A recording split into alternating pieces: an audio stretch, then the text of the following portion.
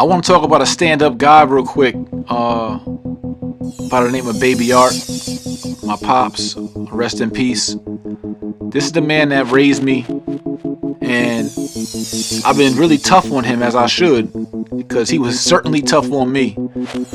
But I gotta say that for all of what he struggled with in regards to his addiction, in regards to, some of the anger that I know he was dealing with, or whatever he was going through inside of him, right? So you'll hear me talk about him a lot, and it may not sound so favorable how I speak to him. I'm just honest, and I have suffered and went through a lot of pain at the hands of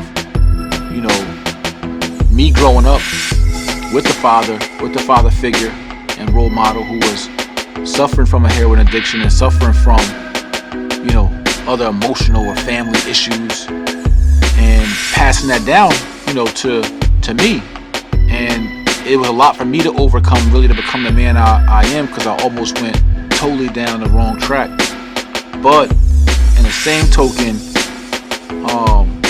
I believe I needed all those experiences again to make me and who I am. But what I respect a lot, though, about Baby Art, my stepfather, is he was such a stand-up guy at the end of the day.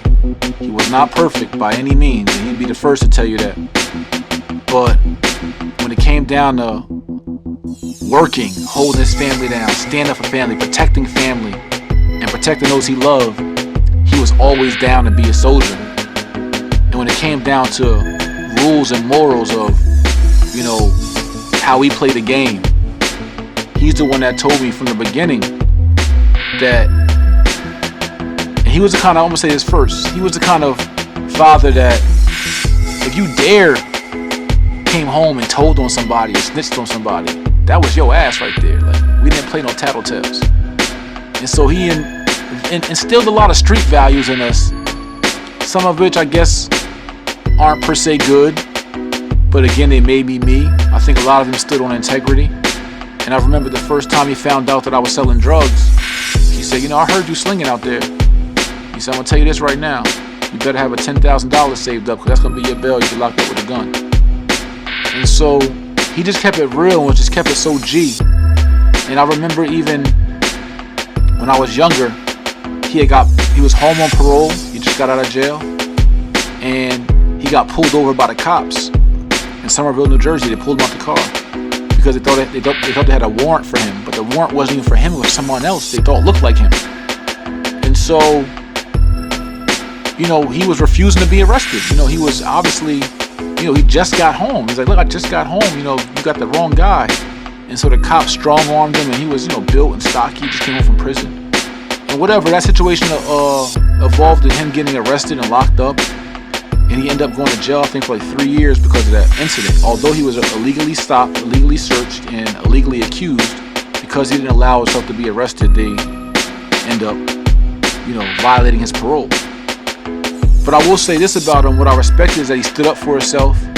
He didn't plead guilty for something that he was innocent over. He actually went to trial with it. And he was just such a G, such a stand-up guy. And even while he was in jail and we were younger, they had a woodshop program in jail. And he actually made us gifts in jail. And some of my best Christmas gifts came from that prison, where he sent home, I was really into karate and ninja stuff. And he sent home some wooden Chinese stars, and he actually sent home nunchucks, right? You think about this, they actually let him make nunchucks in jail. And he sent home nunchucks to me, and they made my sister a dollhouse out of wood. And it was just, again, it wasn't the ideal life. It wasn't the Huxtable kind of family, or the Fresh Prince of Bel-Air kind of family or environment, or that kind of father. But for who he was and the environments that he grew up in, he was really a stand-up guy at the end of the day. He was someone that believed in certain principles and certain morals, and I definitely got to give him a shout out. And rest in peace, Dad. I know that he tried his best for what he had to work with, but he taught me so many invaluable lessons. I mean, he's the reason really why I'm such a stand-up guy, why I stand by rules and principles, why I don't back down. It's because, I was raised by a man that didn't back down. We don't believe in backing down. We don't believe in conceding when we're right. When we know we're right, and we stand on what's right, and that's it. And we're willing to go to war for what's right.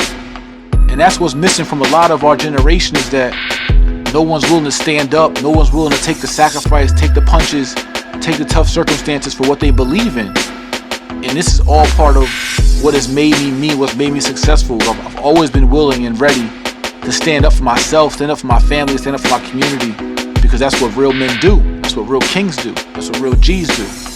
And even in all of the madness that went on with our household, what I gotta say is that what I loved about him also is that he was a hustler. He was a go-getter. He was willing to put in that work and outwork the work. And this is all part of who made me me. And so shout out Pops, R.I.P.